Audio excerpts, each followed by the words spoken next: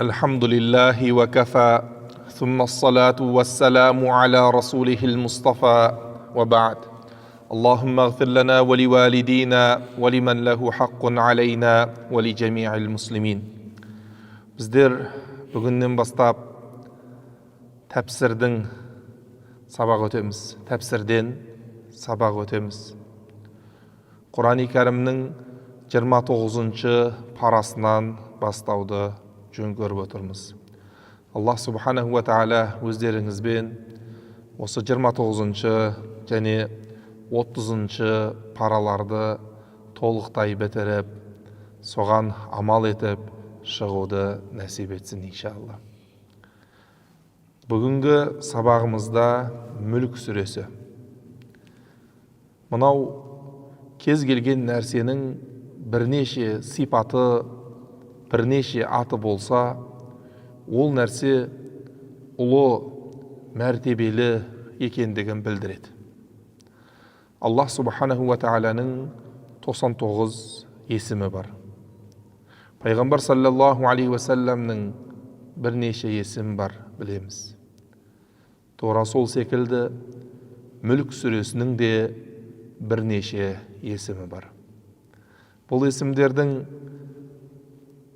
астарына үңіліп, мағынасына үңіліп қарайтын болсақ, бұл есімдерді екі топқа бөліп қарастыруға болады.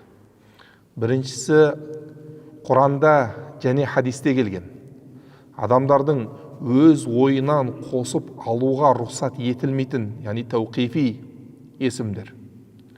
Ол есімдерге Мүлк деген есім, Табарак деген есім, Табаракаллази биядихил мүлк деген есім, және Әл-Мунджиях деген есім. Әл-Мунджиях деген есім. Осы 4 есім жатады. Бұл есімдердің әр бірінің астарында өте үлкен мән мағынасы бар. Бұл сүренің артықшылығын, абзалдығын айтқан кезде ол мағыналарға тоқталамыз. Ғалымдарымыз өздері терең ізденістің, ijtihad дейді ғой, терең ізденістің, Құран хадистерден ой толғанып барып қойған есімдері де бірнешеу. Табаракал мүлк, Суратул Вақия, Суратул Мани'a, Суратул Мужадила, Суратул Мутаххира деген есімдері бар екен. Бұл сүренің жалпы мақсатына тоқталатын болсақ, кез келген нәрсенің белгілі бір мақсаты, мәні болады десек, жалпы қысқаша бір сөйлеммен бұл сүренің мақсатын түсіндіріп бер десе, былай деп айтатын едім. Адамдарды Аллах субханаху ва тағаладан қорғып, Аллах субханаху ва тағаланың азабынан қауіптеніп, Аллах субханаху ва тағаланың ұлы құдіретін, кемел патшалығын ұғынуы дейтін едім. Бұл сүренің негізгі мақсаттарынан. Ал аяттарының санына келетін болсақ, бір риуаяттарда бұл сүренің аяттарының саны 30 аят дейді. Кейбір риуаяттарда бұл сүренің аяттарының саны 31 аят дейді. Осы жерде кейбір адамдарда түсініспеушілік орын алып қалуы мүмкін. Мына жерде 30 деп жатса, мына жерде 31 деп жатса, 31 аят деп жатқандар қосымша, 30 аят дегендерде, 30 аят деген адамдардың кітабында жоқ, қосымша бір аяттары бар ма деген сұрақ туындайды. Жоқ, олай емес. Олар сол 9-шы аятында «Қад жа'ана назир» дегенде бөлек бір аяттың бітуі деп санағанда, одан кейін қалғанын жалғасы деген. Ал қазіргі біздердің қолымыздағы кітаптарда оны толыққанды бір аят деп санаған. Жалпы бұрындары үлкен кісілер біледі. Құранда қанша аят бар десе, не деп айтатын едік? Құран-ы Кәрімде қанша аят бар десе, не деп айтатын едік? Кім біледі?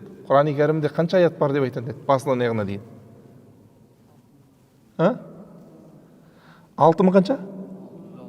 Әне 6660 аят, 6 аят деп айтатын еді. Дұрыс па? Енді мына кітапты қарайтын болсаңыз, мына қолымыздағы Құран Кәрім кітабын қарайтын болсаңыз, 6236 аят. 6236 аят. А бізге үйреткен кезде қалай үйретті? 6666 аят деп үйретті. Мына қолымыздағы кітаптарда 6236 аят. Ана жағындағы 364 аят қайда кетіп жатыр сонда деген сұрақ туындайды. Ана жағындағы 364 аят қайда кетіп жатыр деген сұрақ туындайды. Жалпы мынау Құран Кәрім баспасына қарап, Құран Кәрімнің жазылуына қарап, кейбір ғалымдар мәселен сөйлем десек, бір сөз кетіп жатыр да, бір адамдар екі сөйлем ретінде қарастырады да, бір адамдар оны бір сөйлем ретінде қарастырады. Әйтпесе, мынау 6666 аят бар деп жатқан кітапта, мәселен бұрынғы біздің Қазан баспасы дейміз ба, бұрынғы баспаларымызда, кітапта қазіргі 6234 аят бар деп жатқан кітаптан бір әріп сөз емес, сөйлем емес, бір әріп көп емес, бірдей. Әріптеріне дейін дәлме-дәл бірдей. Сөйлемі емес, сөзі емес, әріптеріне дейін дәлме-дәл бірдей. Бірақ қарама-қайшылық қай жерде болып жатыр? Бір аятты екіге бөліп қарастырады кейбіреулер, біреулер жоқ, бұл бір аят деп қарастырады. Осы жерден шығып жатыр. Мысалы, біздің Абу Ханифа мазхабында Фатиха сүресіне Бисмиллахир-рахманир-рахим деген аят кірмейді. Абу Ханифа мазхабында Фатиха сүресіне Бисмиллахир-рахманир-рахим деген аят кірмейді. Және көпшілік тәпсір мамандарының көзқарасы бойынша осы дұрыс көзқарас негізі. Бисмиллахир-рахманир-рахим деген аят кірмейді. Сондықтан да имамдар имамдыққа шыққан кезде не деп бастап оқиды? Алхамдулиллахи раббил аламин деп бастап кетеді. Ал егер Бисмиллахир-рахманир-рахим Фатиха сүресінің бір аяты болғанда қалай бастау керек еді? Бисмиллахир-рахманир-рахим деп бастау керек еді. Бұл мәселен басқа мемлекеттерде, араб елдерінде де, мынау Орта Азия елдерінде, Түркия, Пакистан, қай жаққа барсаңыз да қалай бастап жатыр? Алхамдулиллахи раббил аламин деп бастап жатыр. Бисмилладан бастап жатқан жоқ. Ал егер мына Құранды ашып, Құран-ы Кәрім кітабын ашып қарайтын болсақ, Фатиха сүресі 7 аяттан тұратындығын Абу Ханифа мазхабы да, жаңағы бисмилланы бірінші аяты деп санайтын Шафиғи мазхабы да, бүкіл мазхабтар бір ауыздан келіскен. Фатиха сүресі 7 аяттан тұрады деп. Егер біз Бисмиллахир-рахманир-рахим деген сөз аятты Фатиха сүресіне кіргізбейтін болсақ, онда 6 аят болып қалу керек болады. Қан 7-ші аяты деген орынды сұрақ туындайды. Ол кісілер жаңа Мекке қирағатымен, Мекке мұсхафы дейді, Меккеден жаңа бұрын Меккеде басылып шығатын болған, Куфада басылып шығатын болған жаңа мұсхафтар, сол кезде аятты бөлген кезде екі баспаның ортасында аятты бөлу жағынан, тағы да айтамын, сөз жағынан емес, мағына жағынан емес, сөзінің көптігі яки аздығы жағынан емес, әріптерінің көптігі яки аздығы жағынан емес, аяттардың саны жағынан пікір келіспеушілік болатын еді. Біздің Абу Ханифа мазхабында Сиратал-лазина ан'амта алейхим дегеннен 6-шы аят бітеді дейді. Алхамдулиллахи раббил аламин бірінші аят, Ар-рахманир-рахим екінші аят, Малики яумиддин үшінші аят, Ияка нa'буду ва ияка настаин төртінші аят, Ихдинас-сиратал-мустақим бесінші аят, Сиратал-лазина ан'амта алейхим 6 аят. Гайрил мағдуби алейхим валаддаллин дегенмен осылай 7 аят тәмамданады. Ал Шафиғи мазхабында бисмиллахир-рахманир-рахим 1 аят, Алхамдулиллахи раббил аламин 2 аят, осы келетті. Сираталлазина ан'амта алейхим гайрил мағдуби алейхим валаддаллин деген толыққанды 1 аят болады. Яғни 6666 деп бізге оқытылған дұрыс па? Дұрыс. Ешқандай, яғни қосымша бір әріп, қосымша бір сөз, қосымша бір сөйлем жоқ бұл жерде. Тек қана аятты бөлген кезде мына жерден жаңа аят басталады дейді. Жоқ, бұл жерден жаңа аят басталмайды деген кезде кішкене пікір келіспеушіліктер ғалымдардың ортасында болған. Сол сияқты мына Мүлік сүресінде де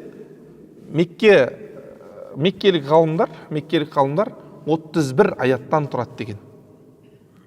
31 аяттан тұрады деген. Біз 9 аят деп қарайтын қад жаана назир деген жерден 1 аят бітетті, одан кейін тағы 1 аят. Яғни 9 аятты 2-ге бөліп қарастырып 31 аят қылып шығарған олар. Ал қалған жақтың ғалымдары не дейді? 30 аяттан тұрады дейді. 30 аяттан тұрады дейді. Енді кейбір сіздерге бір статистикасын келтіре кетсем, Мүлік сүресі Құран-ы Кәрімде реттігі бойынша 67-ші нөмірмен белгіленеді. Ал түсу тәртібі бойынша ше? Түсу тәртібі. Кейбір сахабалар болған. Мына бізде, қараңыздар, біздер мына Құрандағы бірінші сүреміз Фатиха сүресі. Соңғы сүреміз Нас сүресі. Пайғамбар саллаллаху алейхи уассаламға 23 жыл бойы Құран-ы Кәрім толықтай түскенін білеміз. Сол 23 жыл бойы осы реттікпен түскен ба? Жоқ. Бұл реттікпен түспеген. Кейде 10-шы парадан бір сүре түсуі мүмкін, кейде 30-шы парадан бір сүре түсуі мүмкін, кейде 1-ші парадан бірнеше аят түсуі мүмкін. Осылай 23 жылда толыққанды Құран-ы Кәрім түсірілген. Енді түсу реттігі бойынша Мүлік сүресі 77-ші сүре болып табылады. Яғни 77-ші сүре болып Мүлік сүресі түсірілген. 77-ші сүре болып Мүлік сүресі түсірілген. Кейін бұл сүре Меккеде түскен сүре.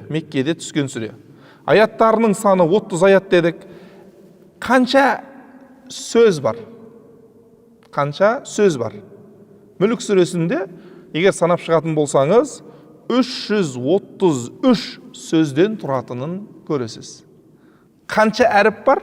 1330 әріп бар екенін Мүлік сүресінде көруге болады. Егер қарап көрсеңіздер, санап көрсеңіздер осылай. Бұл сүре Мүъминун сүресі түскеннен кейін осы сүре түскен.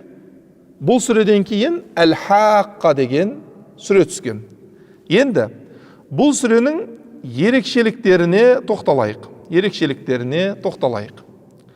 Егер де кейбір сүрелер бар, Пайғамбар саллаллаху алейхи уассалам арнайы ерекшеліктері жайлы хадистер айтқан.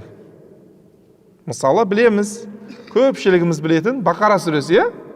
Бақара сүресі жын шайтан жоламайтындығын, сиқыр алмайтындығын баршамыз білеміз. Тіпті сәл кішкене ана жер мына жер сықырлап жатса, телефонды алып Бақара сүресін іздеп кететініміз ешқайсымызға жасырын емес. Бақара сүресінің сондай бір ерекшеліктері бар екендігі айтылған. Енді Мүлік сүресінің қандай ерекшеліктері бар? Мәселен, Құран-ы Кәрімде 114 сүре бар десе, бірнеше сүреде ғана Пайғамбар саллаллаху алейхи уассаламнан жеткен нақты ерекшеліктері айтылған. Солардың бірі Мүлік сүресі. Ең бірінші Абу Хурайра радиаллаху анху жеткізген хадисте Пайғамбарымыз саллаллаху алейхи уассалам айтады. Инна суратан мин китабиллахи ма хия илля 30 ая. Шафаат ли раджулин хатта гуфира лах. Табаракаллази биядихил мульк дейді. Яғни Құран-ы Кәрімде 30 аяттан тұратын бір сүре бар дейді. 30 аяттан тұратын бір сүре бар дейді.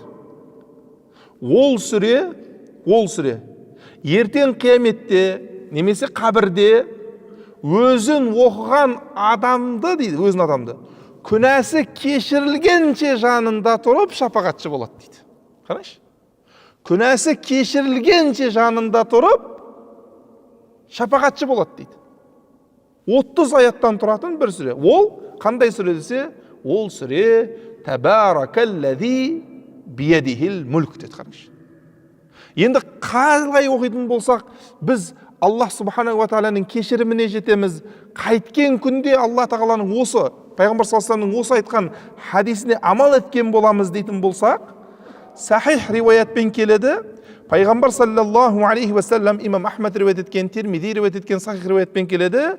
Пайғамбар саллаллаху алейхи ва саллам жатар алдын сәжде сүресін және мүлік сүресін оқымай ұйықтамайтын болған.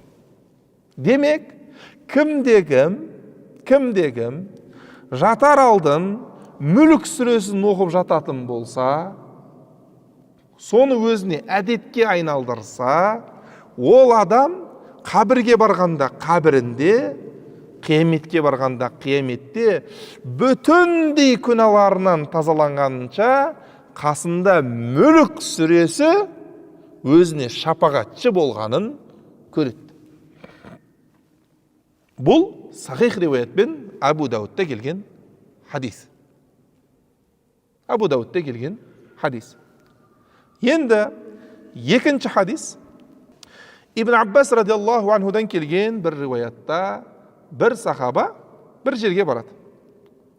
Ол жерде қабір болған екен де, бірақ жаңағы жермен тегіс болып кеткен ба, не болмаса белгісі жоқ болып қалған ба, қабір екенін ол білмейді.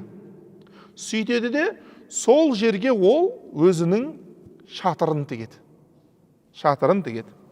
Сол жерде дем алады. فَإِذَا فِيهِ إِنسَانٌ يَقْرَأُ سُورَةَ الْمُلْكِ حَتَّى خَتَمَهَا дейді.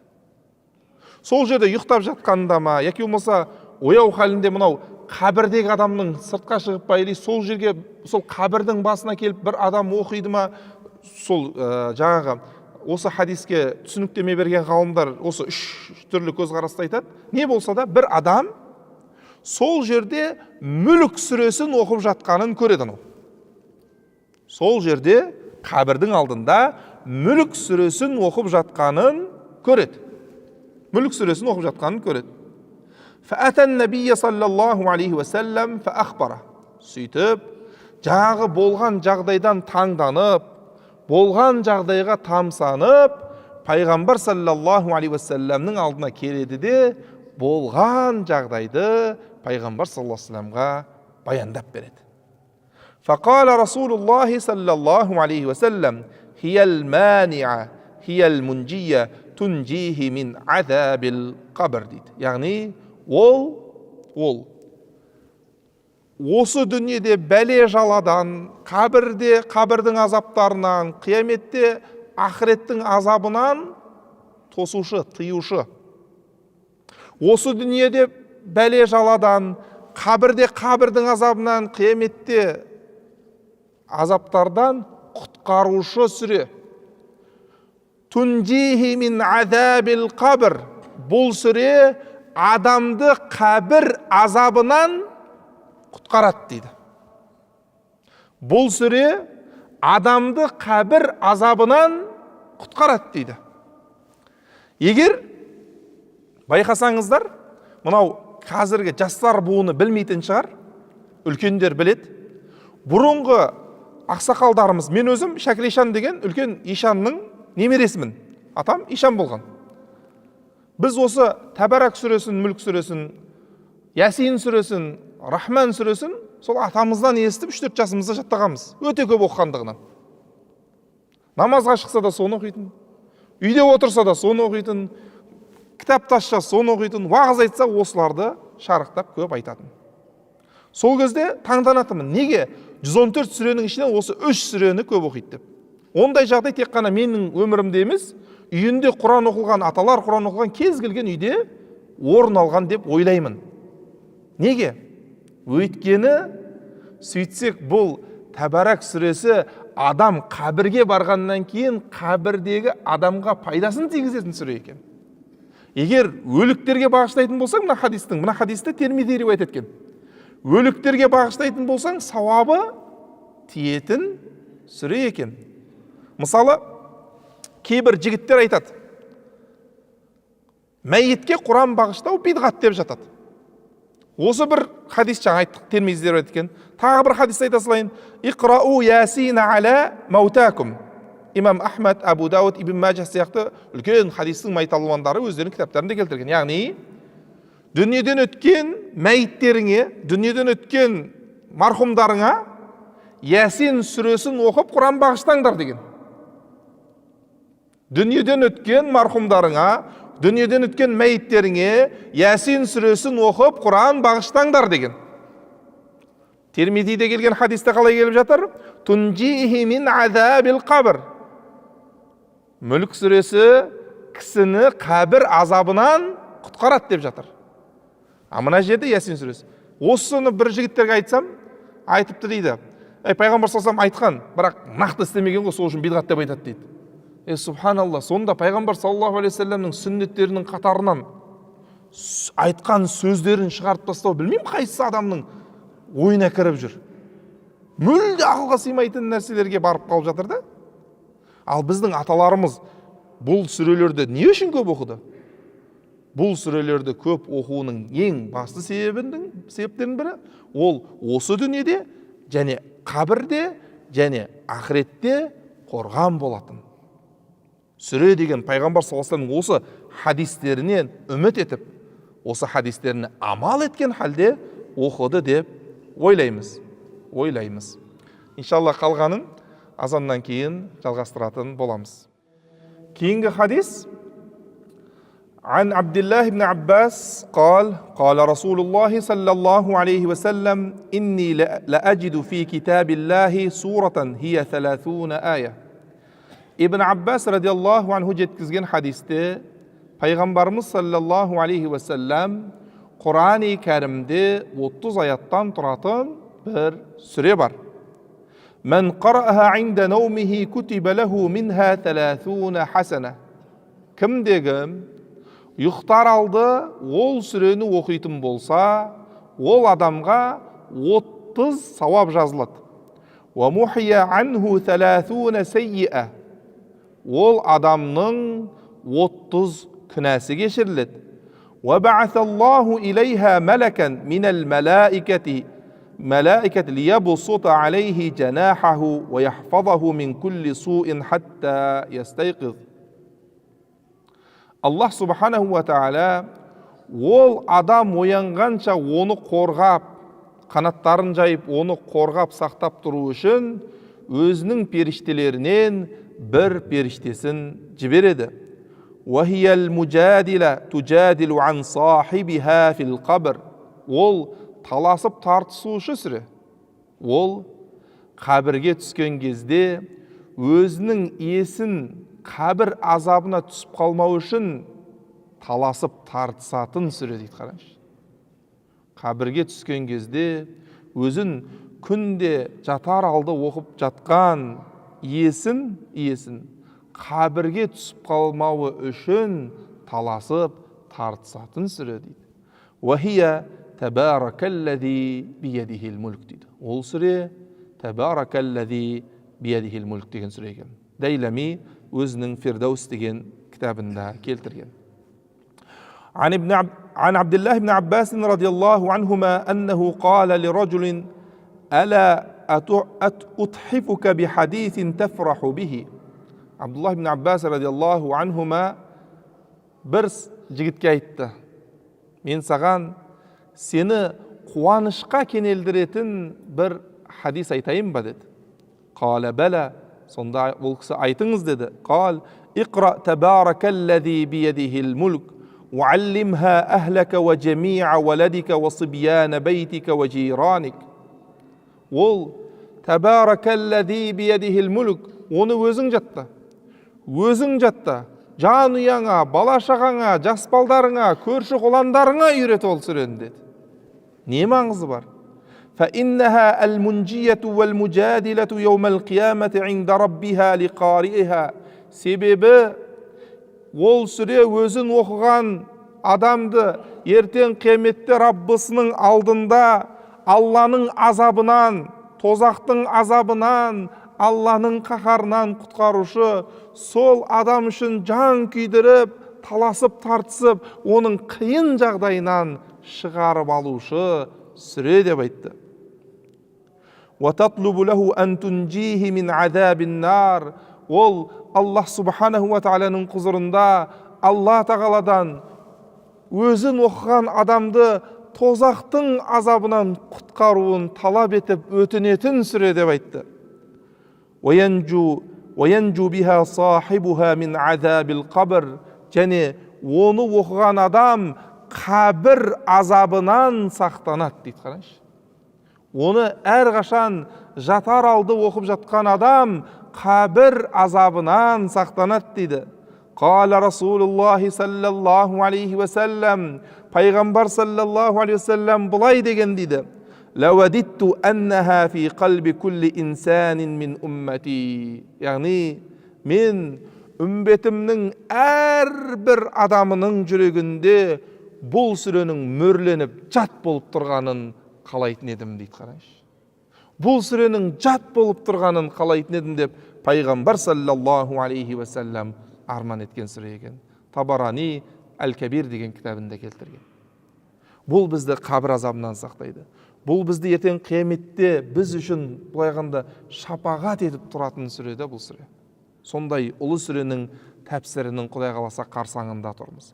Жалпы кез келген сүренің ерекше мәртебесі, ерекше орны бар десеңіз, оның ішіндегі мағынасы ерекше екенін көрсетеді.